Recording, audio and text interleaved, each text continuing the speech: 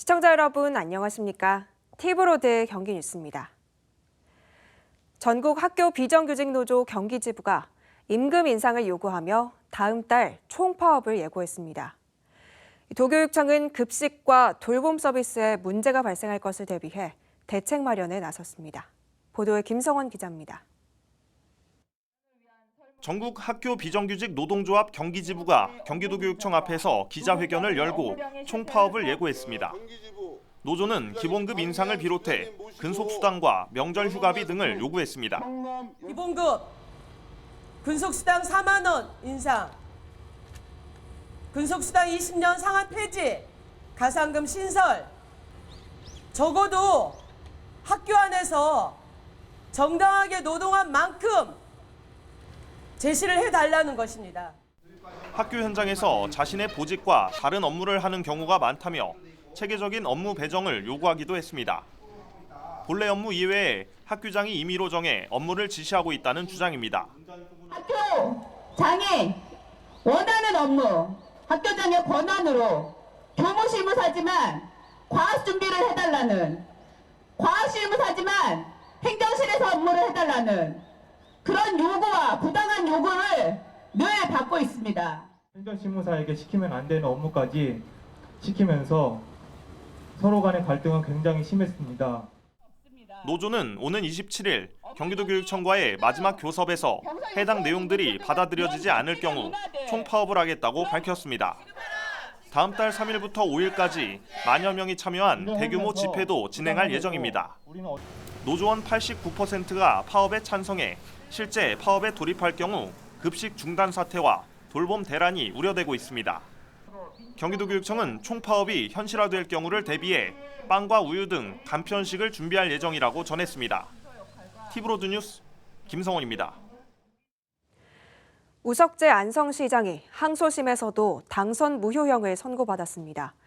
지난 2018년 총선 당시 후보자 재산 신고 과정에서 40억 원의 채무를 누락한 혐의로 기소됐는데요.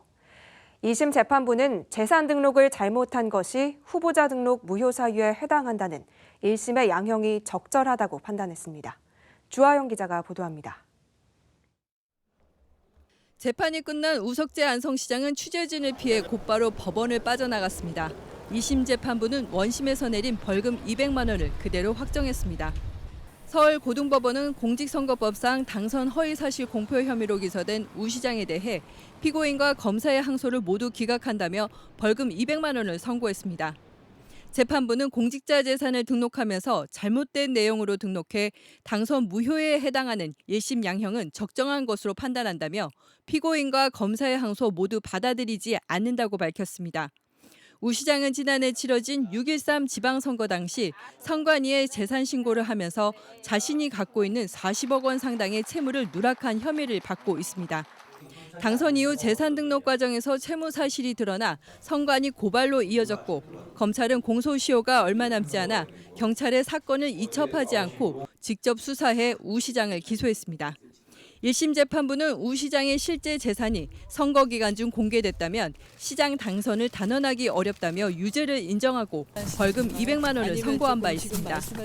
선출직 공직자는 선거법 위반으로 벌금 100만 원 이상의 형이 최종 확정되면 직을 잃게 됩니다. 항소심 재판부가 원심을 그대로 유지함에 따라 우 시장이 대법원에 상고하더라도 결과가 바뀔 가능성은 낮아 보입니다. 티브로드 뉴스 주하영입니다. 평택 지역의 학부모 대다수가 혁신교육지구 사업을 잘 모르는 것으로 나타났습니다. 이해도도 매우 낮은 것으로 조사됐습니다. 이창호 기자의 보도입니다. 지방자치단체와 교육청, 학교, 지역 주민이 함께 교육 프로그램을 발굴해 운영하는 혁신교육지구 사업. 올해에는 평택시가 71억 4천만 원을, 평택교육지원청이 20억 원을 내 모두 92억 원을 투입하고 있습니다. 하지만 평택 지역의 학부모들은 혁신교육지구 사업을 잘 모르고 있었고 이해도 또한 낮은 것으로 나타났습니다. 현재 평택시 교육비전 수립을 위한 교육주체의 인식 및 요구 분석 연구를 맡고 있는 김희정 경기도교육연구원 연구위원은 설문조사 결과를 발표했습니다. 지난 5월 27일부터 31일까지 우편 조사에 응답한 3,674명의 학부모 가운데 무려 68%가 모른다고 답했고 73%는 혁신교육지구 사업이 뭔지 잘 알지 못했다고 설명했습니다.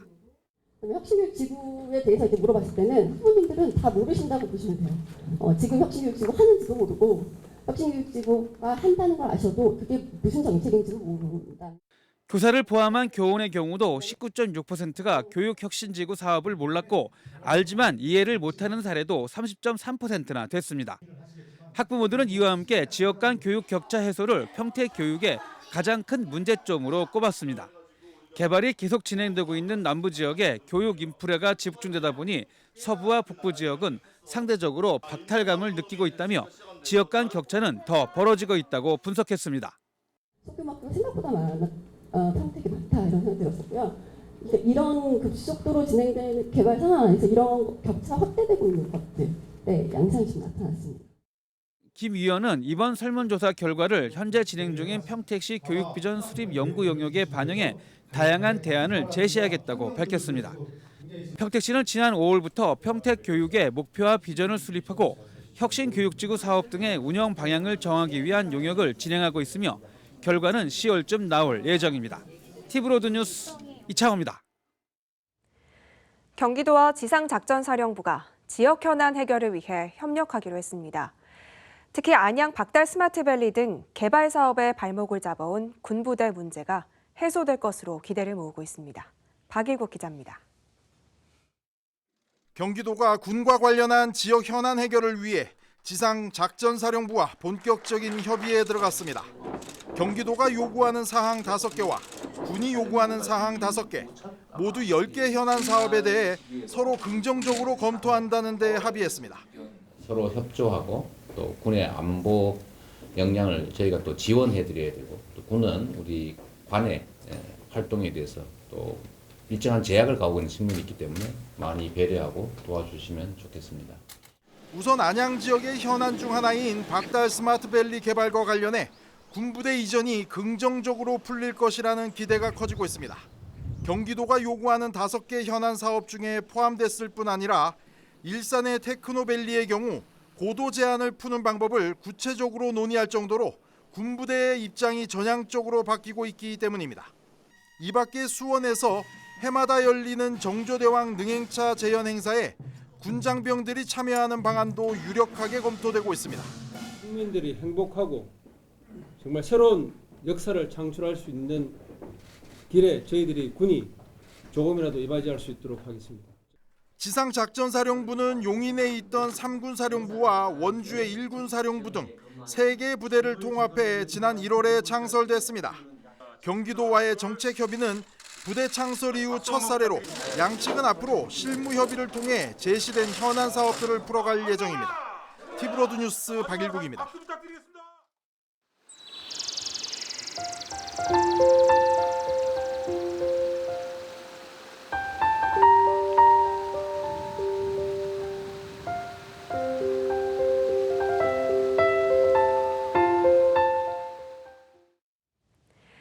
TV로드와 평택문화원이 함께 발굴한 일제 방공호에 대해 지역에서 보존의 필요성이 제기되고 있습니다.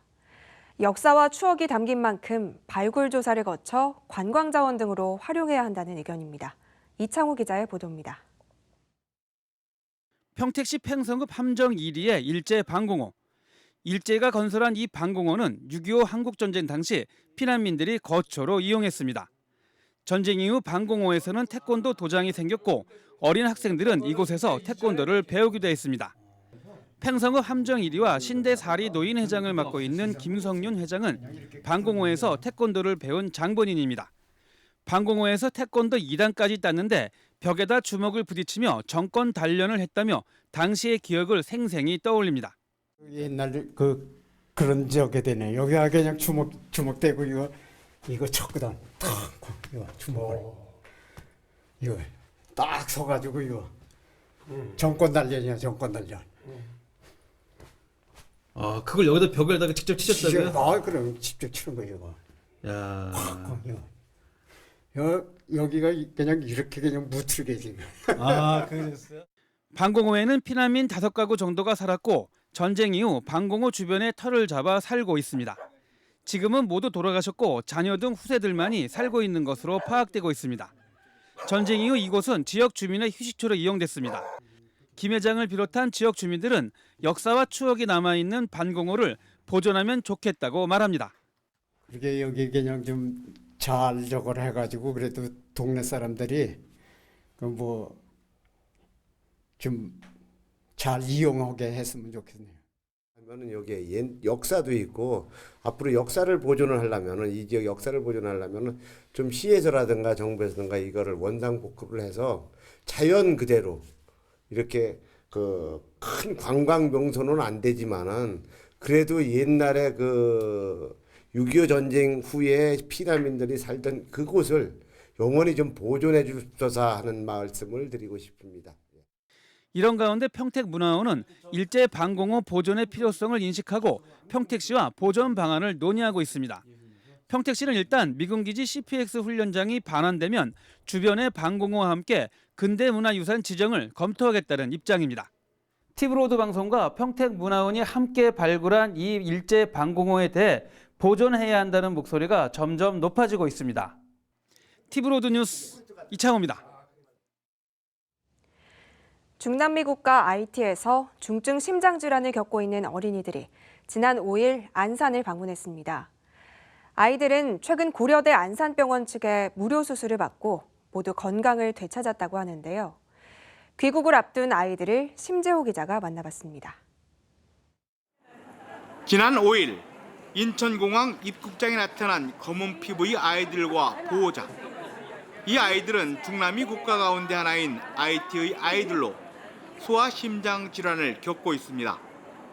수술하지 않을 경우 이들의 심장은 언제든 멈출 수 있는 중증 심장 질환자입니다.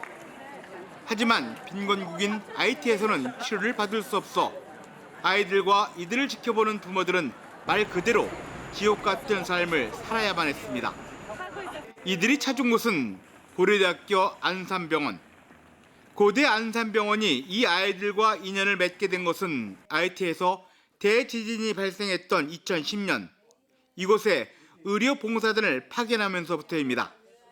이후 매년 이곳을 찾아 의료 봉사를 해온 병원 측은 생후 15개월 유아부터 21살 소녀까지 6명의 소아심장병 환자를 추정해 최근 심장 수술을 모두 마쳤습니다.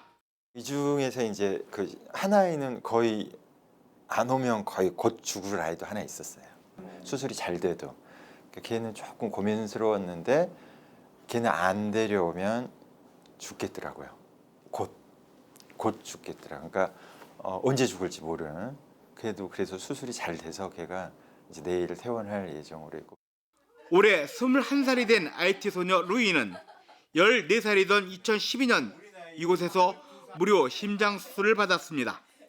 그러나 의료 서비스가 미비한 IT에 귀국 후 제대로 관리하지 못해 이번에 다시 수술을 받게 됐습니다.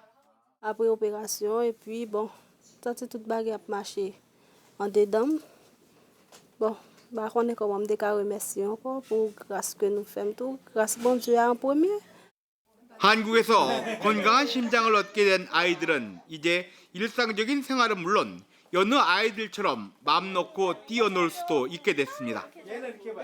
의료진들은 치료를 받은 아이들이 미래 한국과 IT 간 교류의 초석이 될 것이라고 기대했습니다. 아이들이 지금 뭐 1살짜리도 있고 뭐 8살짜리도 있고 20살짜리도 있지만 굉장히 한국에 대해서 고마움을 느낄 거라고 생각해요. 병원 측은 이 아이들에게 무료 수술뿐만 아니라 수술 후에도 정기적인 검진과 관리를 통해 세상을 널리 이롭게 하라는 우리 민족의 홍익 정신을 세계에 전파하고 있습니다. 티브로드 뉴스 심재호입니다. 날이 갈수록 뜨거워지는 여름 더위에 해진 뒤에야 바깥 활동 나서는 분들 많을 텐데요. 선선한 밤 공기와 함께 수원 화성을 둘러보면 어떨까요? 야간 여행 프로그램 수원 화성 달빛 동행이 시작됐습니다. 김효승 기자가 소개합니다. 해가 저물어갈 무렵 화성행궁에 관람객이 하나둘 모여듭니다. 해설사와 함께 문화재를 누비며 정조시대 정취를 느끼는 사람들. 여러분, 임금님이 되는 기분으로 가운데 어도길을 달이 차오르자 풍악이 시작되고 조선으로 돌아간 듯한 공연도 이어집니다. 조명과 어우러진 수원화성, 화성어차를 타며 또 성곽을 따라 거닐며 감상하는 문화재 정취에 관람객들은 푹 빠져듭니다. 낮에 지나다니면서 이제 보다가 이제 직접 와가지고 밤에 이렇게 돌아보고 하니까 분위기도 되게 좋고 야경도 되게 예쁘고 그리고 날씨도 되게 좋아가지고 오길 되게 잘한 것 같다는 생각이 들어요. 달빛 따라 성곽 따라 펼쳐지는 야간 관광 수원화성 달빛 동행은 오는 8월까지 이어질 예정입니다. 수원시는 문화재 프로그램과 숙박을 접목해 체류형 관광을 늘려간다는 계획입니다. 8월에는 그 숙박 어플리케이션과 연계한 특별 할인 기획전도 함께 준비되어 있어서 숙박과 체험을 수원에서 한 번에 즐길 수 있는 그런 프로그램으로 구성했습니다. 8월 9일부터 11일까지는 수원 문화재 야행도 펼쳐지는 가운데 수원 화성의 밤 정취가 올해는 얼만큼의 사랑을 받을 수 있을지 관심입니다. 티브로드 뉴스 김효승입니다. 지난 주말 30도를 웃도는 땡볕 더위가 이어졌습니다. 더위를 이기기 위해 물놀이장을 찾는 발길도 이어졌는데요. 도심 속 피서에 나선 시민들의 표정을 김효승 기자가 담았습니다. 따가운 볕이 내리쬐는 주말 오후. 아이들이 물놀이 공원에 모였습니다. 바구니 밑에서 물이 떨어지기를 기다리고 수영을 하고 물 안에서 도란도란 이야기꽃을 피우는 풍경. 보는 것만으로도 무더위를 잊게 되는 이곳은 동네 아이들의 아지트입니다. 주말인데 학교도 안 가고 더위도 식힐 겸 해서 친구랑 같이 물놀이터 나왔어요. 엄마와 함께 숨바꼭질을 하고 아빠와 물총 싸움을 하며 행복해하는 아이들. 오두막부터 곳곳의 그늘까지 어른들도 물놀이터 피서에 나섰습니다. 물이 떨어져서 더 시원하고 좋았어요. 멀리 가면은 사람도 많고 덥기도 하고 그럼 오히려 더 불쾌지수가 높아지잖아요. 그래서 가까운 데로 물놀이터로 놀러 올 수 있어서 너무 좋은 것 같아요. 온 가족이 즐기는 도심 속 피서. 중미공원 등 오산 지역 물놀이장도 모두 개장했고 수원올림픽공원 물놀이장과 장안구를 제외한 나머지 군의 물놀이장은 다음 달 운영에 들어갑니다. 티브로드 뉴스 김효승입니다.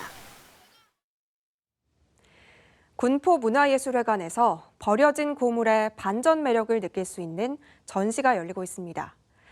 창의력과 상상력이 더해진 작품들을 권예솔 기자가 소개합니다.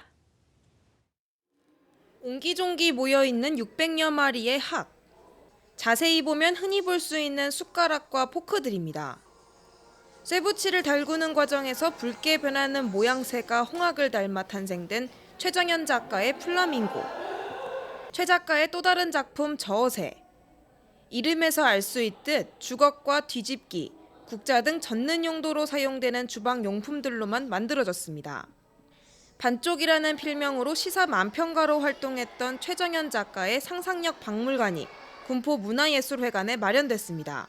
재료를 보고 선생님이 그 재료의 어떤 걸로부터 아이디어를 얻었는지를 아이와 어른이 상상을 해보고 여러 작품이 사회적 이슈를 담고 있기 때문에 어른이 그 내용을 이해하였다면 아이들한테 설명을 해주는 것도 교육적인 의미가 있을 거라고 생각이 듭니다.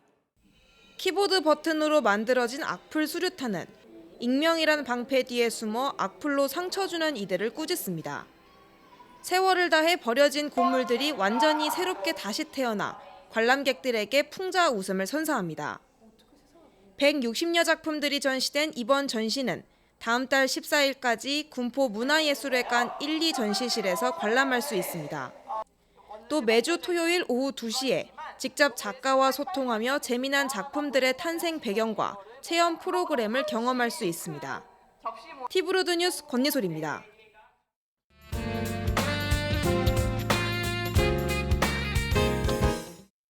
1년 중 태양이 가장 높이 뜨고 낮의 길이가 가장 긴 날, 여름에 이르다는 의미처럼 본격적인 더위가 시작되는 10번째 절기, 하지입니다.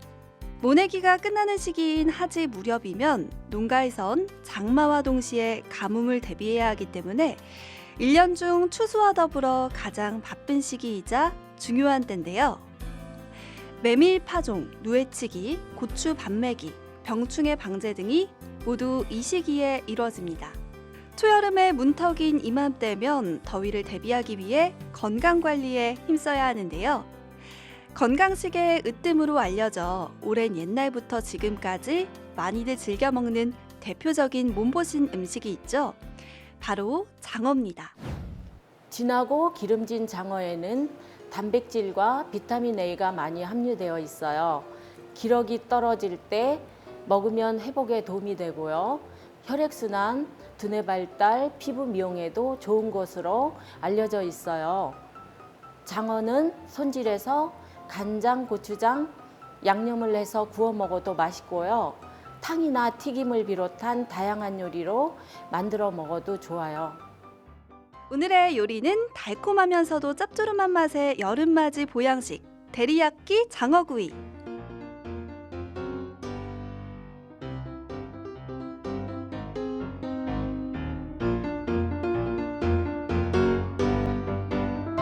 먼저 장어를 손질한 후 청주와 소금을 넣어 재워두고 대파의 흰 부분과 깻잎, 생강을 채 썰어 준비합니다. 다음으로 장어 머리와 뼈를 소금물에 씻은 후 끓여 장어 육수를 만들고 냄비에 장어 육수와 양념 재료를 넣은 후 한 컵 분량이 될 때까지 끓여주면 소스 완성! 이제 간장과 참기름을 발라 1차로 구워주고 구운 장어에 소스를 고루 바른 후 노릇노릇 구워주면 데리야끼 장어구이 완성! 어른들은 물론 아이들까지 온 가족이 맛있게 먹을 수 있는 영양 만점 장어 간장구이로 건강밥상 차려보는 건 어떠세요? 다음은 지역 소식입니다.